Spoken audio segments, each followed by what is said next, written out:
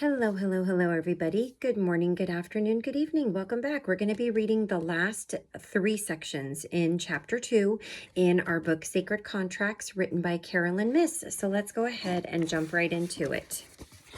So the first section is titled The Great Missions, and it's a pretty short section. We just got done talking about the great myths and the great masters. So hopefully you caught that video, just to keep following along so that the rest of what we're reading will make greater sense to you. All right, so the great missions. Even after Abraham, Jesus, and Muhammad were given their specific missions to fulfill, they still often challenged their agreements and the heavens. They struggled to accomplish tasks at the direction of the divine, but they were not told the reasons why they had to do what they had been commanded. Given how uncertain they were, even with direct intervention and guidance, you need to accept that only through acting to uncover your contract will it be revealed to you. Because the Master's biographies are filled with stories of miracles, apparitions, profound interactions with the divine, or near superhuman accomplishments of self-discipline, love, and will, and not of the details of their daily lives, we do not know how they sustained their faith in between divine communications. It is possible that during the ordinary days and weeks of their lives, they questioned even more relentlessly and insistently whether they were doing exactly what was expected of them. They may even have questioned their own identity. Jesus once asked Peter, "Whom do men say that I am?" It seems less likely that he asked this because he was curious about whether his divinity was being duly recognized than because he sought further validation that he was on the right path. Our own process of learning our sacred contract is unlikely to parallel the experience of these extraordinary leaders, of course. We are not likely to have profound mystical experiences or direct contact with the divine. Yet we can still learn to recognize the basic outline of the unfolding of our contract through the Master's stories, which is what we just covered here. The myths and the Masters, the stories of mythical characters, and then of actual ascended masters like Buddha, Muhammad, Abraham, Jeshua, and there's so many more. All right, the next section, the first sacred contract. The story of Abraham is one of the most renowned of all the sacred scriptures, recounting the beginning of the nation of Israel and the Jewish people, destined to become one of the most mystical and enduring cultures on earth. The founding of Israel emerged out of a vision in which the God called Yahweh communicated to an ordinary mortal named Abram that he was to found a nation and father people. Yahweh gave a specific command that was to represent the bond between Abraham, his descendants, and God forevermore. The covenant of circumcision. I questioned this earlier. Why was this a request? The precedent for this covenant had been created when Yahweh made the covenant with Noah, but we have few details about the implementation of that covenant. The new covenant, an agreement by God to do something for Abram and his offspring if they adhered to its terms and indicated their fealty to Yahweh, is the first officially declared sacred contract of which we have detailed account. The biblical narrative follows the gradual revelation of Abraham's contract and notes his response at each step of the way. Abraham's relationship to Yahweh is central to our understanding of the nature of our sacred contracts. Here is the opening of the story of Abraham as it occurs in the Hebrew Bible. Yahweh said to Abram, "Leave your country, your family, and your father's house, for the land I will show you. I will make you a great nation. I will bless you and make your name so famous that it will be used as a blessing. I will bless those who bless you. I will curse those who slight you. All the tribes of the earth shall bless themselves by you." So Abram went as Yahweh told him, and Lot went with him. Abram was 75 years old when he left Haran. Abram took his wife Sarai, or Sarai, maybe Sarah, I think, his nephew Lot, all the possessions they had amassed and the people they had acquired in Haran. They set off for the land of Canaan and arrived there. Abram passed through the land as far as Shechem's holy place, the oak of Moreh. At that time, the Canaanites were in the land. Yahweh appeared to Abram and said, "It is your descendants that I will give this land." So Abram built there an altar for Yahweh who had appeared to him. From there, he moved on to the mountainous district. It's written in a different script here. It's a little bit lighter in color. On to the mountainous district east of Bethel, where he pitched his tent, with Bethel to the west and Ai, which is the name of a town, A, to the east. There he built an altar to Yahweh and invoked the name of Yahweh. Then Abram made his way stage by stage to the Negeb. And this is from Genesis 12, verses 1 through 9. We sometimes overlook how out of character with the life of Abram the Lord's command. Sorry, I thought I read that wrong. Okay, I didn't. According to the scripture, prior to this divine encounter, Abram was not occupied with founding nations. We can fairly surmise that he was a man in a leadership role, because his preparation for the journey included gathering together all the possessions, or his family, that he and his family had amassed, and the people they had acquired in Haran. But it would be a stretch to say that an individual of Abram's modest leadership stature would have felt he was cut for creating a nation or fathering a vast tribe. No sooner had Abram settled in Canaan than he was forced to move his people to Egypt to escape famine. He feared the Egyptians and devised a plan in which he essentially offered his attractive wife to Pharaoh in exchange for his safety. He told his wife to identify herself as his sister so that the Egyptians would treat him well and spare his life out of regard for her, or for the right to court her and probably, although it's never overly stated, bed her. Once Pharaoh took Abram's wife into his palace, Abram was rewarded with flocks, oxen, donkeys, men and women slaves, she-donkeys, and camels. Yahweh inflicted severe plagues on Pharaoh and his household because of Abram's wife, although Abram himself was not punished. Pharaoh summoned Abram and said, "What is this you have done to me? Why did you not tell me she was your wife? Now, here is your wife. Take her and go." To make sure, Pharaoh had his men escort Abram back to the frontier with his wife and possessions. The story of Abram's sojourn in Egypt gives us our first insight into the character of the man who received the greatest task in history of Israel, and what we see isn't attractive. He was a self-concerned coward who lied and pimped his wife to save himself and amass wealth. Having agreed to complete a profound undertaking for Yahweh, Abram proved his lack of faith right off by assuming that Yahweh would fail to protect him in the midst of danger, even though they had a contract that required Abraham to fulfill it. There is no mention that Abram invoked the grace of Yahweh. Further, in accepting the gifts from Pharaoh, he clearly had no problem receiving wealth under false pretenses, nor any conflict with owning the slaves that Pharaoh also gave him. In fact, later, as Abraham, he gave away his wife, who had been renamed Sarah, Sarah, by God, to another king, explaining, on the next page, "There is no fear of God at all in this place, and they will kill me for my wife." Genesis 20:11. Yet God in this case appeared in the king's dream to tell him that Abraham was actually a prophet and to restore his Sarah to him and to live peacefully with him. How are these aspects of the life of Abram related to our journey of discovering our own sacred contracts some 4,000 years later? Let me review 4,000 years. Okay. This was before. Never mind. I'm thinking out loud. Let me review Abram's story symbolically rather than literally. To begin, the flaws in Abram's character indicate that he was not a perfect spiritual being or a man of unlimited faith and vision.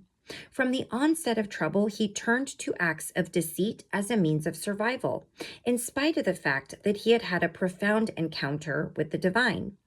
The man who held the contract to found the nation of Israel struggled with his own nature, which included moral weakness, fear, and even greed. Yet it is crucial to recognize that these were characteristics of his ego, not his soul. Underneath Abram's personality was a soul that had been awakened by divine intervention, a soul with visionary strength and the potential for a spiritual stamina. I suspect that Abram was not aware that he carried within him these deeper qualities, but they surfaced when the time was right and when his faith was strong enough to allow them to thrive. The key to understanding God's choice of Abraham as a vehicle of divine will is to acknowledge that Abraham's soul was able to rise to what the occasion demanded of him, just as we are asked to do so in our own lives. What you may think of as your ordinary attributes are not a fair indication of what spiritually extraordinary attributes lie within you. The obvious is never the whole truth. Often the truth needs to be packed in great illusion to protect it from the carrier of that truth, as well as from those who will eventually find their lives changing because of it. Abraham was an ordinary man with the same flaws as other human beings, yet he carried within him a most extraordinary contract, the consequences of which would result in the birth of Israel and the rise of one of the earth's great spiritual traditions.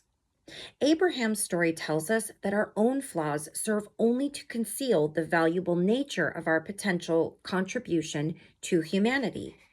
For all our egotism and narcissism, we still tend to focus more on our faults than our own capacities and promise.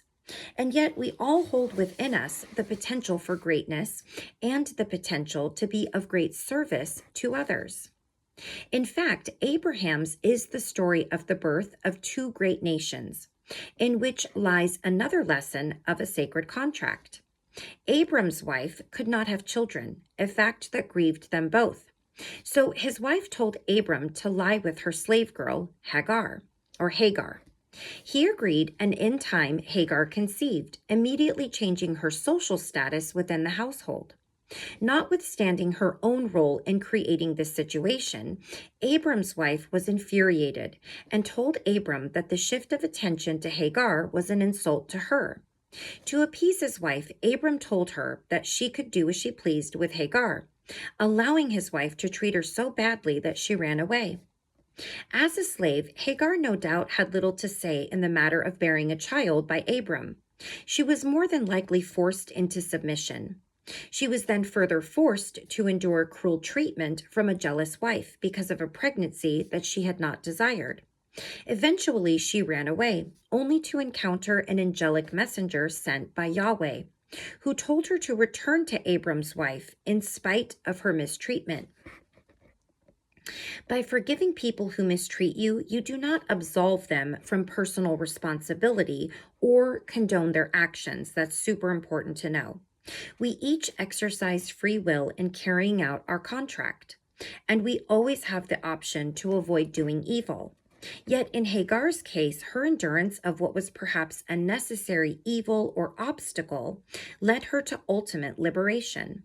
For the angel also told her that her son was to be called Ishmael, which in Hebrew means God hears, indicating that Yahweh had heard her cries of distress. When Hagar returned to Abram and his wife, she was granted divine protection, and God promised both Hagar and Abram that their son would also found a nation. After the birth of his wife and his after the birth of his and his wife's son, Isaac, Abram did send Hagar away, and again God protected her and Ishmael in the desert.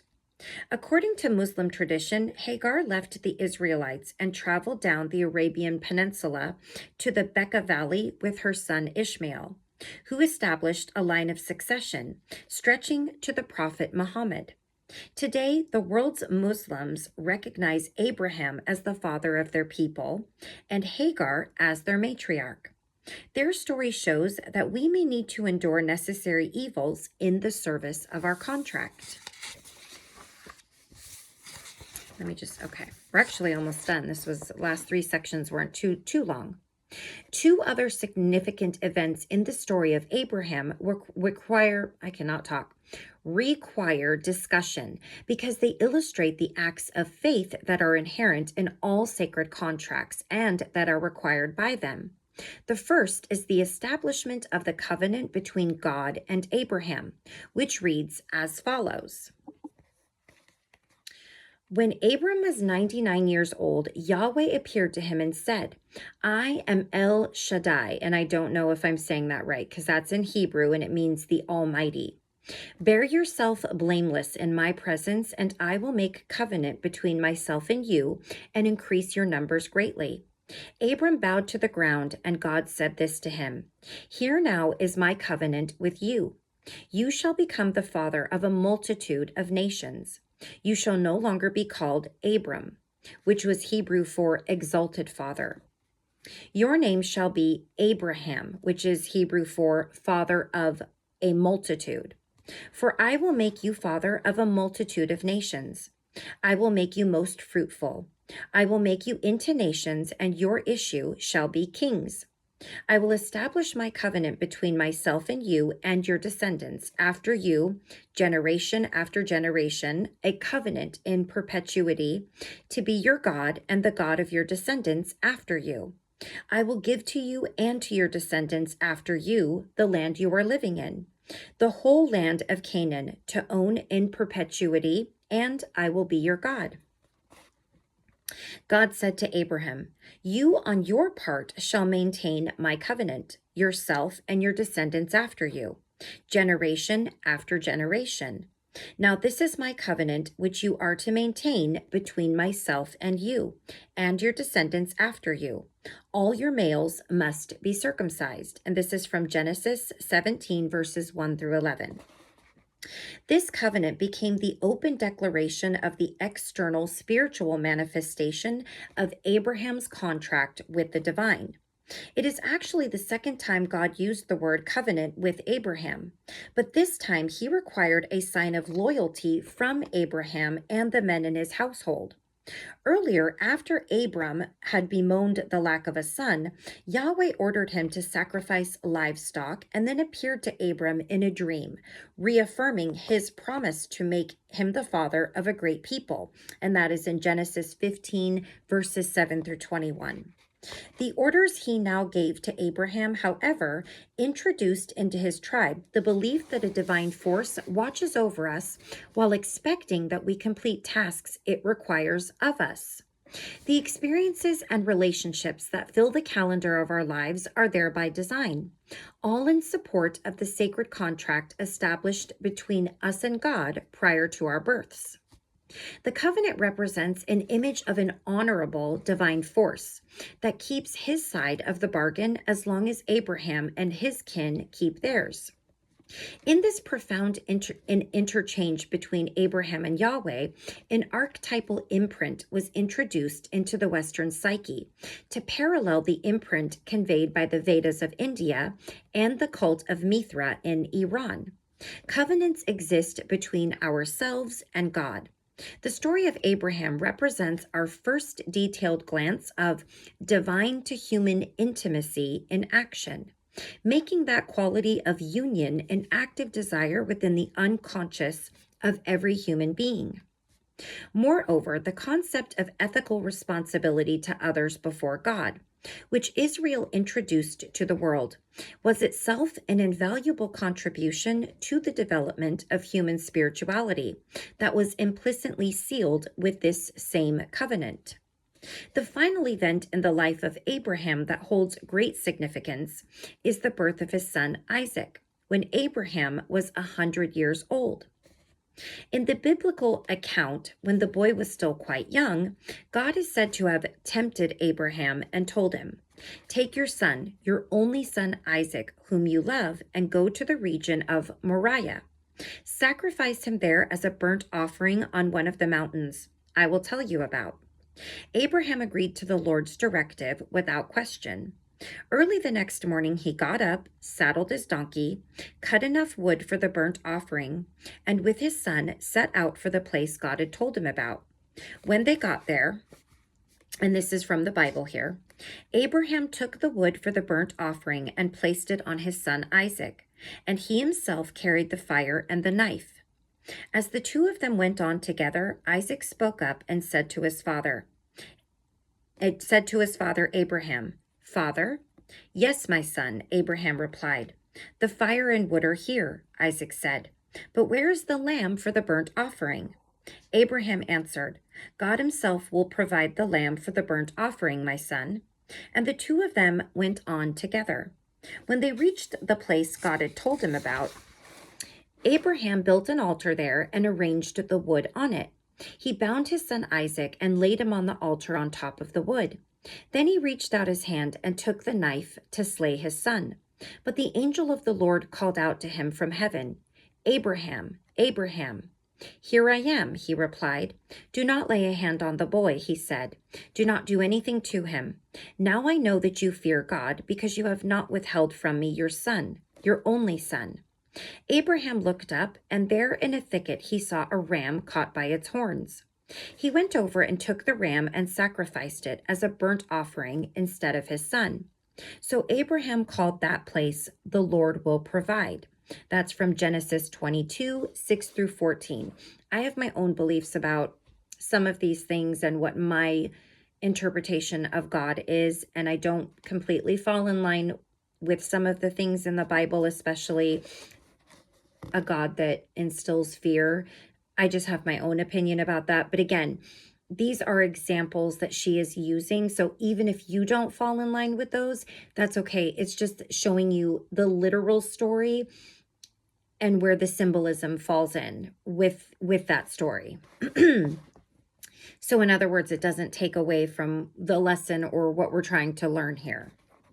Although Abraham had already agreed to circumcision as the covenant between him and God, Yahweh asked him to perform another task that would test his faith. So even though we may reach the point at which we feel that we are finally doing what we are supposed to be doing, our faith will never stop being tested. Because gaining insight into our contract does not mean that we have perfected faith. That's great. Profound. Finally, we will be asked again and again to release the parts of our lives that mean the most to us. Yet at the end of the ordeal, we will find that we have not given up anything, but have instead been given much more in return. I am not suggesting that we will actually be asked to kill our loved ones as a test of our faith. The act of sacrifice should be understood as symbolic. And I think for me, I look at the Bible and I look at it as symbolically, metaphorically, whereas we were taught to understand it literally, like these things actually happened. But to me, the Bible is full of symbolism and full of metaphor. And I have to unravel it with that new understanding since reading it when I was younger and had a different belief and understanding. All right. Oh, you cannot come to know the depths of the purpose of your life. However, if you are not willing to release those parts of your life that are no longer necessary. Your sacred contract can carry you through the dark times of your life, just as Vasilisa's tiny doll directed her steps through the woods. Like Vasilisa, you are presented with seemingly arduous tasks, but also with the intuitive means to accomplish them. And like the great spiritual masters, at times you may question the divine's motive or feel that you cannot do what is expected of you. That is when you should recall how the masters struggled with their contracts and have faith that you already possess the intuition and inner skills you need to fulfill your own contract. Although events often seem to occur haphazardly, your contract unfolds gradually, each aspect arriving as you are ready for it, giving you many opportunities to respond to the challenges it presents. In the account of Abraham's interaction with God in Genesis 12 through 22, for example, God either appears or speaks to Abraham no fewer than 7 times over a period of several decades. Along the way, Abraham voices his doubts about the promises the Lord has made, and God not only repeats his covenant, but also expands its terms to include the requirement of circumcision, and extends it to cover Isaac as well. There are requirements, tests, twists in the plot like Hagar and Ishmael leave, return, and leave again, and unexpected graces, the birth of a son in his and Sarah's extreme old age. Throughout all the unexpected developments and his own doubts, however, Abraham's will does not waver, and he follows the terms of his contract through to the end.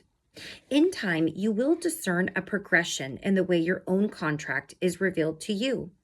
However different your life may seem from those of Abraham and the other masters, its unfolding follows a pattern that is similar to theirs.